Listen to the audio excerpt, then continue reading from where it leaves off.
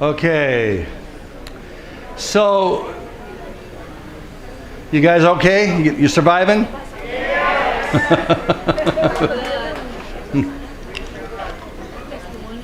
We're still diving. We're still going to dig in. So we talked about how shame gets started. We talked about how shame can come from the family. We also talked about that shame comes from culture. The first one we talked about in terms of culture was the religious culture. Now we're going to take on the porn culture. And I'm specifically addressing this issue because it is really not addressed really well. And this is so important for us to understand the shame that plays out in our lives because of pornography. And not just the material pornography that you would go to a pornography magazine. We live in a pornographic culture. So the images that you're seeing in everyday life was never available when I was a kid. They were in a porn magazine and only for adults to see. Right now, what was in those magazines are now in everyday culture, in the media, in the music, in the video games, in the commercials, and the billboards. And so therefore, there is no innocent person when it comes to pornography. Every one of us are impacted by it. We are consumers of it, whether you want it to be or not. We are assaulted, we're marinated, we are affected by those images. Male or female, it does not matter. And so if we are being affected by it, we better understand how we're being affected by it and how do we actually face that culture and how do we live a healthy life in a sexually toxic world. I'm going to say that again. What does it look like to be a healthy Christian woman and man and live in a sexually toxic world?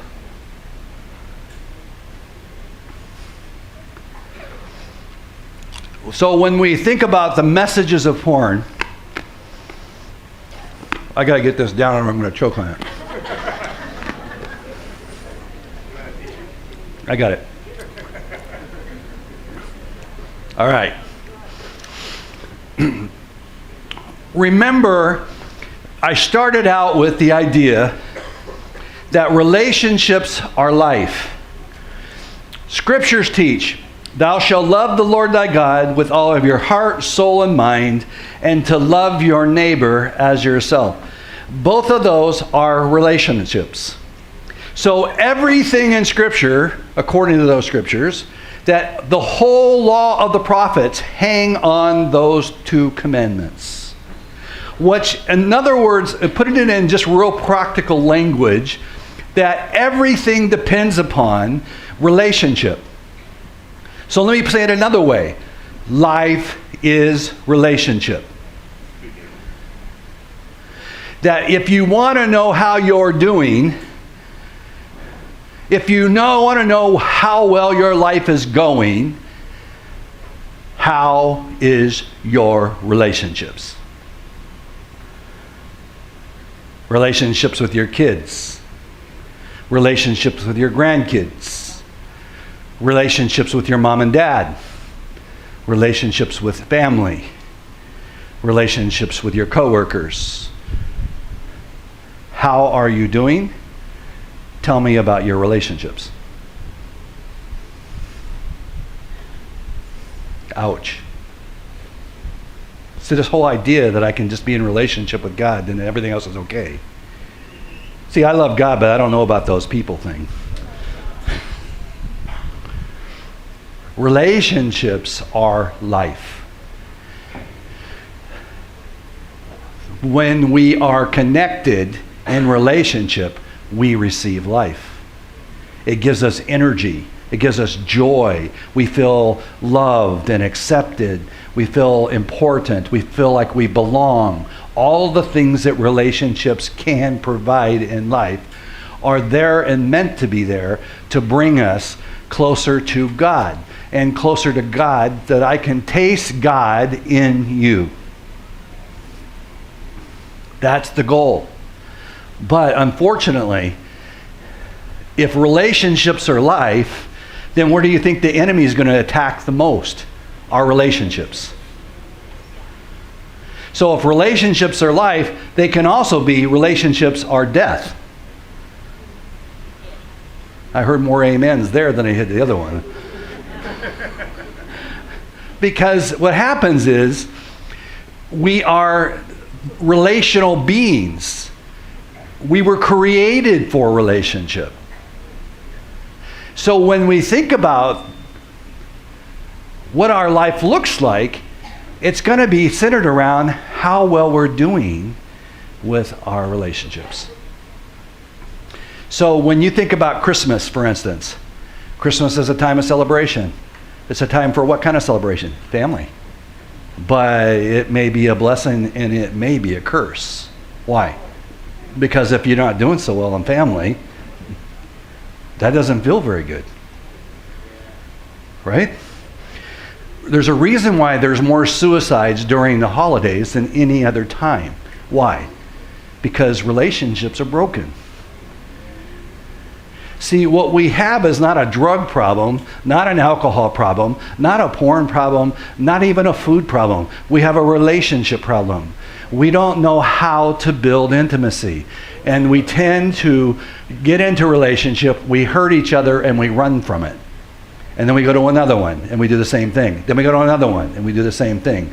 We're constantly rebuilding new relationships, but never really having the long-term connection. Well, here we go.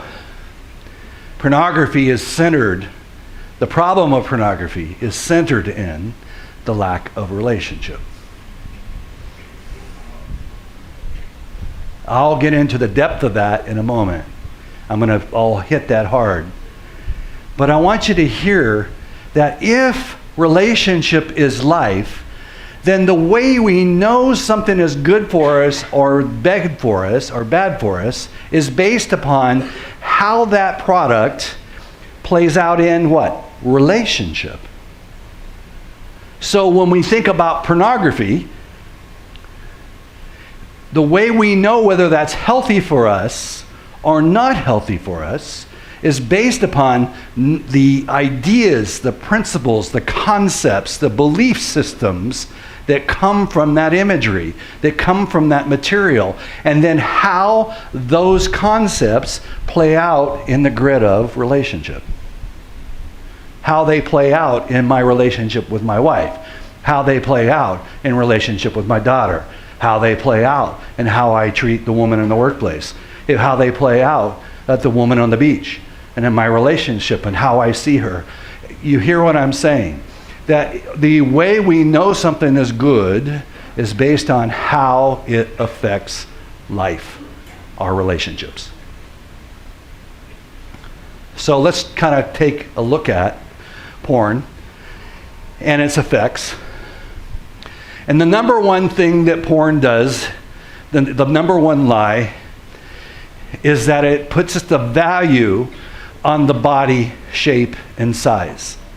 That what the woman looks like or what the man looks like on the outside is totally their value. We use the word sexy, beautiful, glamorous, gorgeous, babe, and many other words I won't use. But the words are there to suggest that any woman that fits the scenario of what is in the culture, whether in the fashion industry or in the porn industry, and really they're the same thing, that any of those images are the measuring stick to what is sexy and what is not, what is beautiful, what is not. That you know that 98% of all women are censored in the magazines and in the fashion magazines. Why? Because they don't fit the measuring stick.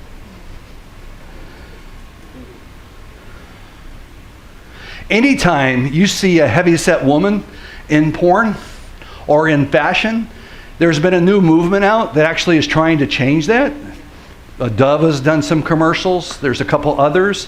But for the most part, the flow has been, if you're heavy set, you're a hog, you're a pig, you're a cow, you're a dog, you're a whale. Very demeaning words come to the woman who doesn't fit the beauty. Now, I just want to take 5 seconds and say, how would that work if I go to my wife and I say, oh, wow, you look like a whale today.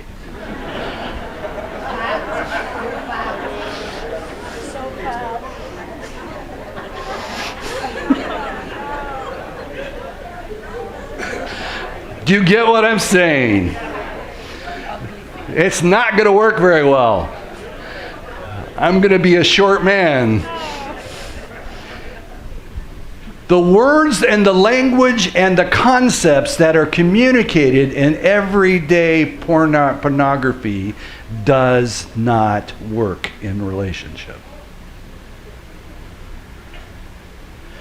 The number one question asked from the spouse, the woman to her husband is, do I look fat in this? And if he says what he's thinking, he's in trouble. But the problem is, his thinking is flawed. Because if I'm seeing her, my wife, as fat, I'm in the one that's the problem. Because, yeah, but she may have fat, but she is not fat. You hear the word, I am fat? That's shame. You might have heaviness, and you might be overweight. That's one thing. But that is not your identity. Not even obese.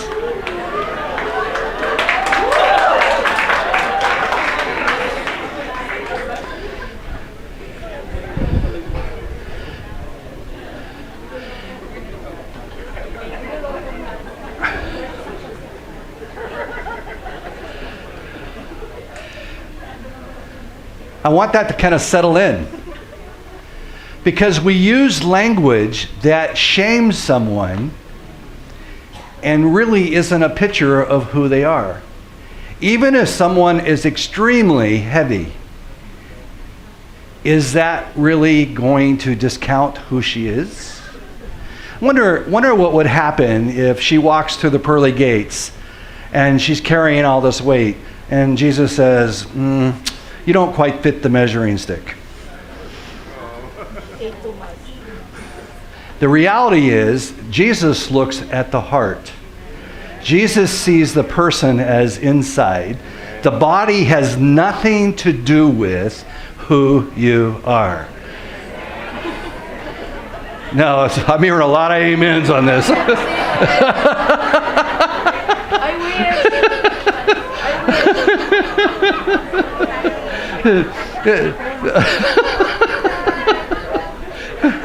But the thing is that it's really big. How does this play out? It's so big because there's not a woman that I have ever met so far that is happy with what she looks like in the mirror.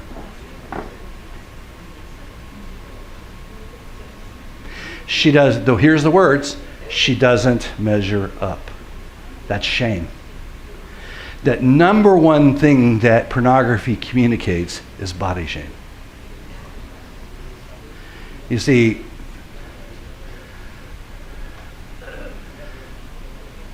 so my daughter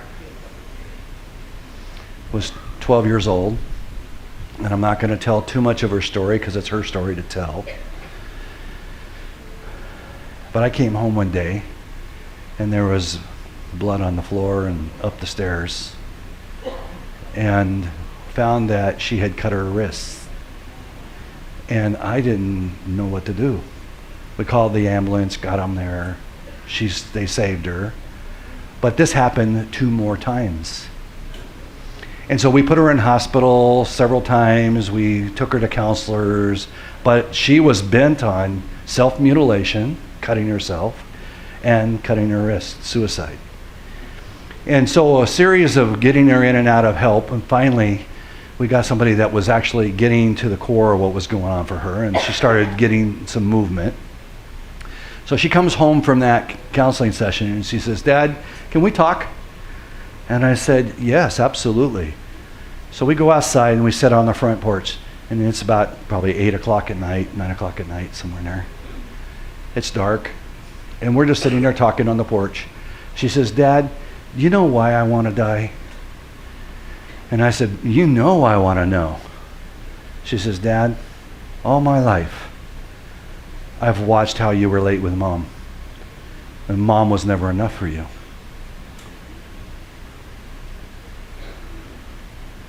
She says, Dad, we'd be driving down the road, and we would be in a family, we'd be talking and interacting, and then there's this woman that walks across the street.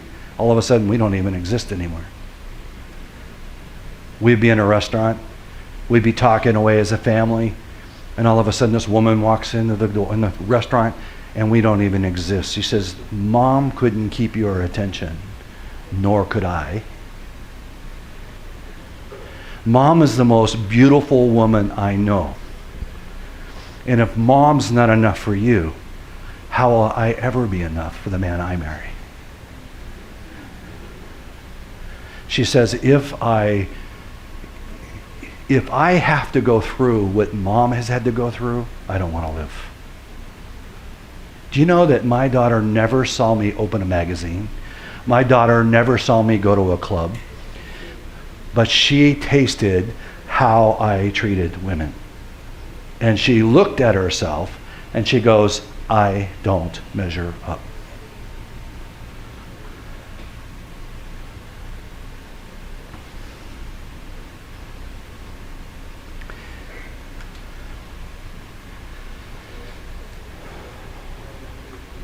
When my daughter was 16, she was dating these older guys, and I was trying to get her to, I was fighting with her, and she not to do it, but she was doing it in spite of me. And just one really old guy at the time, he was 27 and she was 16, so he was way older than her. And I just said, no way are you doing this, and I locked her in her room, and she snuck out the window, and then she went out with him. When she came home, she had bruises on her face, her lip was broken, and she was crying, and her clothes were a bit torn. And I said, what's the matter? And she says, Daddy, he just raped me. Now inside, I was so mad, I immediately ran through the door, and the door, we had a screen, I didn't even care. I went right through that screen. And that man was dead in my mind.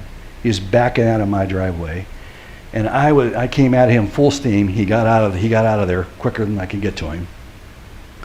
And so I was just fuming. And I literally, it probably saved my life, because I would have killed him. On just reality. And inside I was going, how could he do that to my daughters? How could he do that to my daughter? How could he hurt her? How could he take somebody that's precious to me and use her as if she's trash? How dare him? Don't he know she's my daughter? And I'm just fuming. And a gentle voice spoke to me and said, son, you've been doing that to my daughters for years. Every one of those women in those magazines are someone's daughter. Every one of those women in the business are someone's daughter. They're someone's mom. They're someone's sister. They have a name. Every one of them are God's daughters. And they were paid for with a price that said they are valuable to him. And how dare I use my energy and my resources and my abilities and gifts to destroy what God has called beautiful.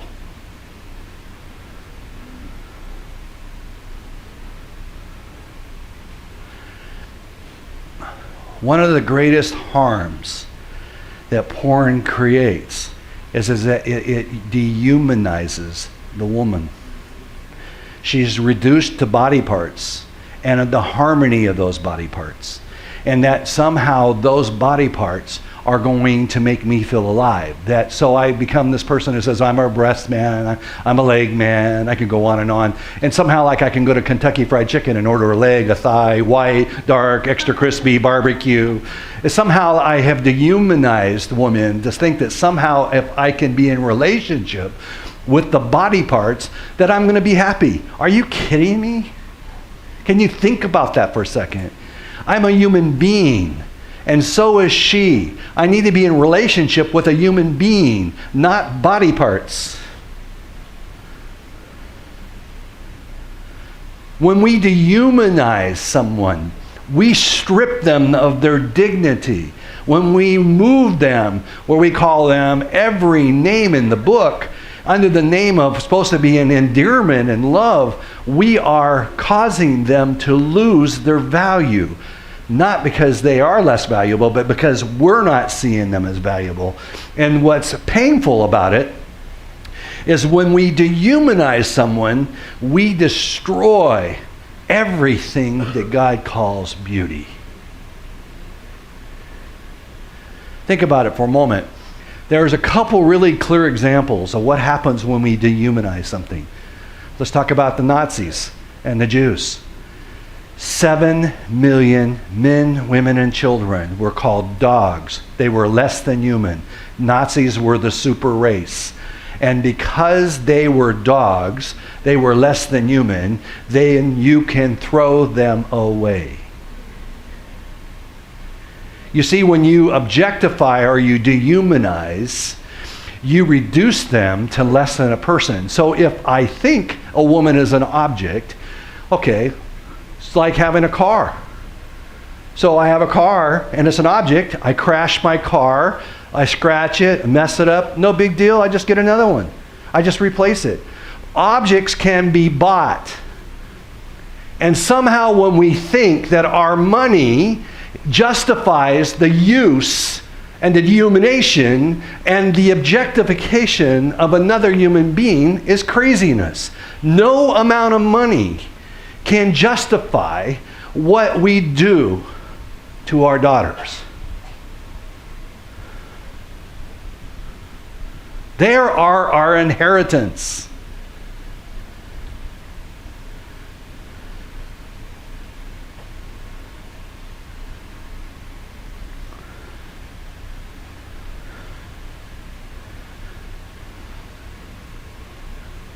When I believe that someone is an object to be used, then I don't care about what the cost is to them.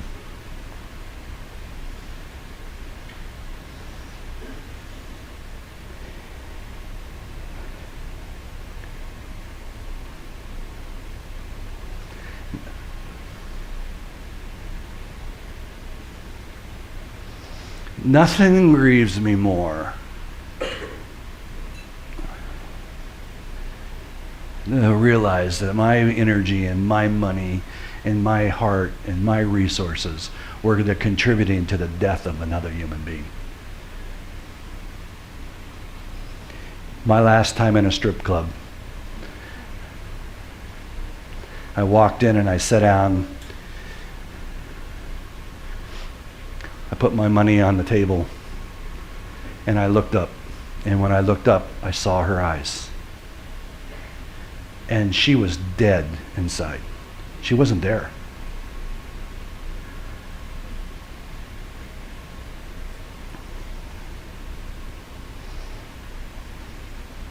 And it all of a sudden hit me. My money, my resources, my time is contributing to the death of this human being. She can't even be here as she does these things. She has to go somewhere else in her heart and mind. She can't live in the moment and be treated like trash and be okay. And when I realized that, I just got up, walked out the door, wept the entire way home.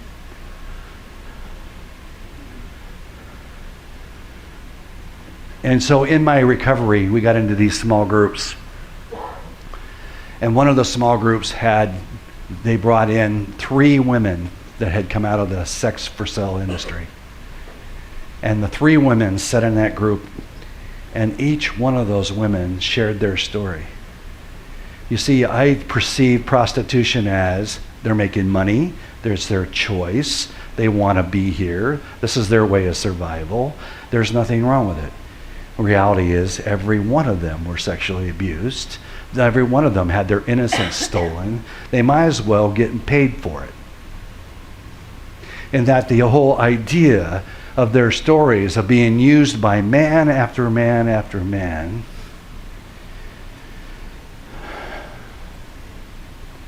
it changed the way I saw this. I've never been the same since. I can't see it the same. I see it for what it is. And there's no way, if I am put here on earth as a man to redeem this world, not destroy it. God's called me to reflect his heart. And if I am using my power to destroy another human being,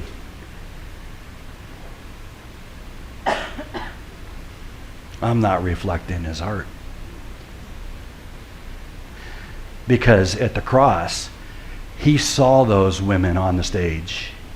He saw those women being sexually abused as little girls. And he wept and grieved and died for that purpose. How dare I take advantage of that? You know, Jesus was a perfect man, and so it's interesting to look at how Jesus handled and encountered women. So if you think about just one example, and I could spend a lot of time on this, but the woman who comes and washes his feet, and literally comes in and puts her hair and washes his feet and kisses his feet. This is a woman in prostitution. And everybody around them are going, what the heck? What are you doing? Don't you know who's kissing your feet? Jesus did not sin. Now wait a minute. If we thought of the greatest fantasy in the world and that person comes and starts kissing my feet and somehow washing my feet, you think I might have a problem. Like maybe there might be some arousal or something that might get stirred in me, and maybe I see something negatively. But here is Jesus encountering that woman who put herself at his feet, and Jesus steps forth and calls her a daughter. He speaks forth and restores her world. He gives her life, doesn't take it. He gives it. He protects innocence. He protects the broken. He doesn't take advantage of the broken.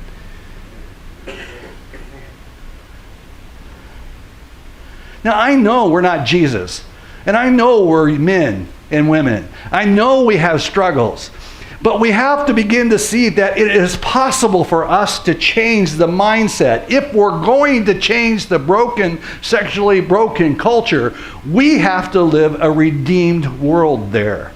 We can't be a part of the problem. We got to be the solution. When over 50% of pastors surveyed admit to open or for consuming porn behind closed doors. That's the ones that admitted it. How can I possibly redeem a sexually broken world when I am a part of it?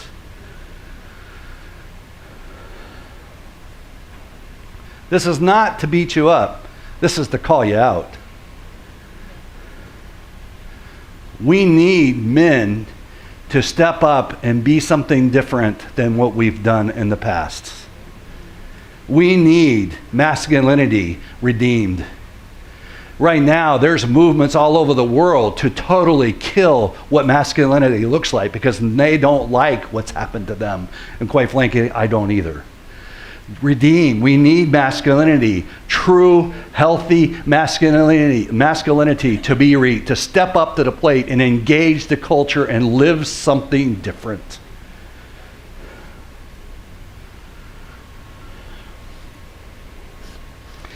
And we're not going to do that alone. We're going to need one another in this. You can't walk this alone. So, I have tons of things that I want to say, and I'm trying to think what I want to do time-wise. Hang on one second. Let me make sure I'm not missing anything key.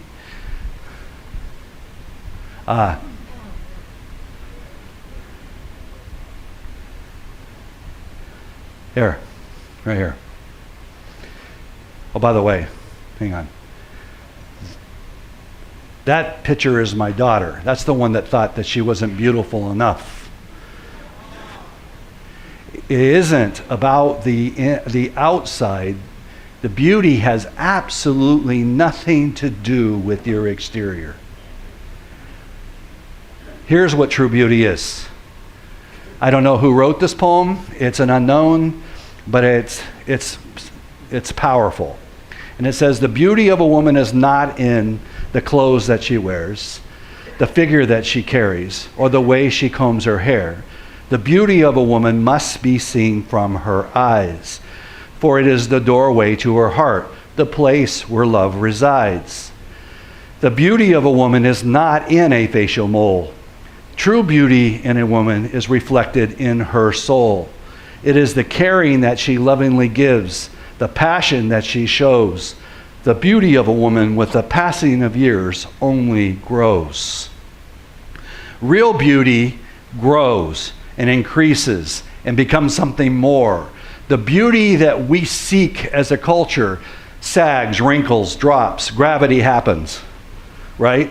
It gets old. It's going to fade away. It's not real. It is a superficial beauty. It will lead to nothing. It has no content. What has content is the heart. What has content is the soul. And what's missing from the pornography is that we have no idea her dreams, her hopes, what she wants in life. We have no idea her struggles, what she needs. All we know is something we want to take from. We have no idea who she is. We're seeking the wrong beauty. It's always going to be empty.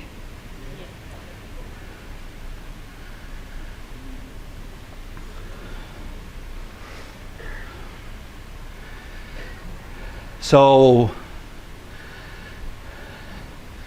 I got to do this.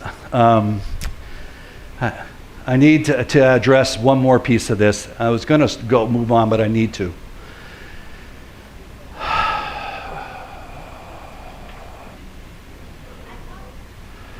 The words that we use in the pornography world, and excuse me for the language I'm going to use, but we call women bitches, whores, sluts, and other names that I cannot even say in the name of endearment? Really? If I walked up to my mom and said, hey bitch, my mom would knock me all over that room. There's no such thing as endearment. That's not terms of endearment. That's hate speech, sexualized hate speech. The language that we use to call women the words that we call them is absolutely hate speech at its core. How I talk to my wife, how I talk to other women, how I see women needs to shift. Because the woman is the crown of our head. And when we disregard them, we're disregarding us as well. And we're disregarding our Savior.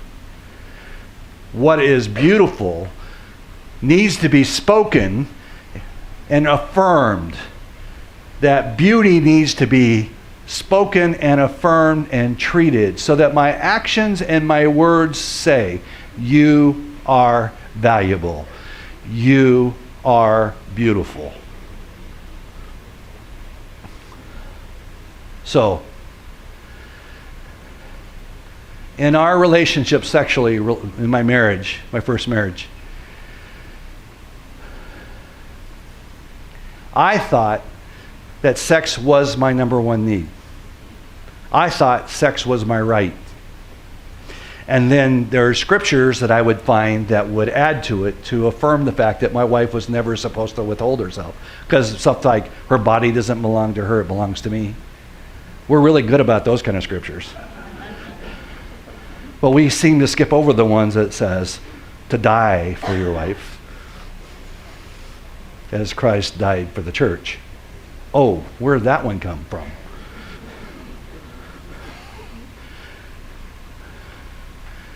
So that I thought that sex was the need.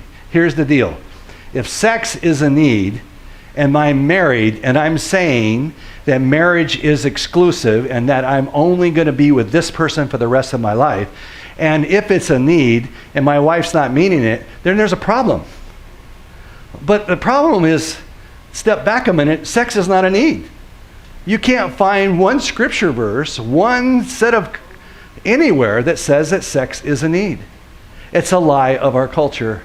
It's a lie that we have bought into. We have bought in hook, line, and sinker. And when that does is it says to my wife, you owe this to me. How does that feel? So my wife would have a headache, or she'd be sick and I wanted sex. We're going to have sex. That's how it was. It's my need. But the interesting thing about it is if it's a need, how does elders survive? And how does children survive? If it's a need, then children would need it, and elders would need it, and they would die if they didn't get it.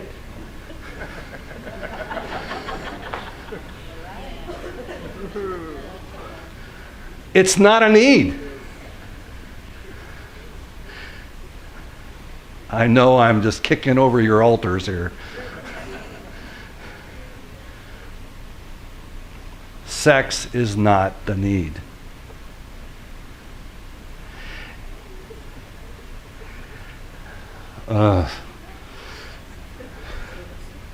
So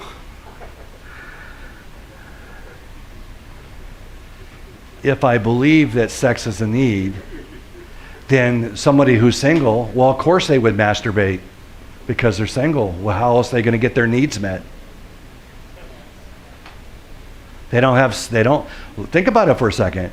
If you're single and sex is a need, then you should have a right to masturbate. But it's not a need. And the real need is deeper. And what masturbation does is it numbs it out so that you don't even know what your need is anymore. If you could look beyond and underneath the drive for masturbation, you could actually see that there's two things happening. And both of these things drive it. First thing is there's unresolved wounds and pain that you have in your life, either with the current relationship you're in or relationships in the past. So it's used as a mood-altering experience, because it is mood-altering. It's used as a drug to cope with pain. Secondly, it's meant to cope with unmet needs. Unmet relational needs. You're not connected, you don't have anybody in your life really, you don't have real intimacy. This is a shortcut. You just have sex with yourself.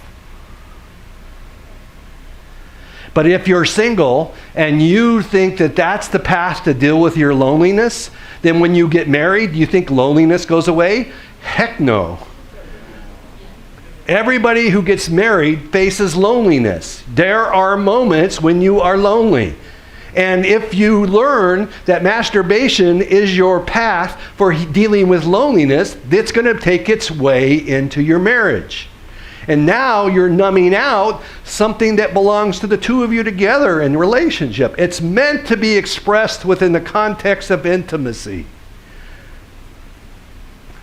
And fourth, there are tons and tons, lots and lots of studies that masturbation is a way to shape your sexual appetite.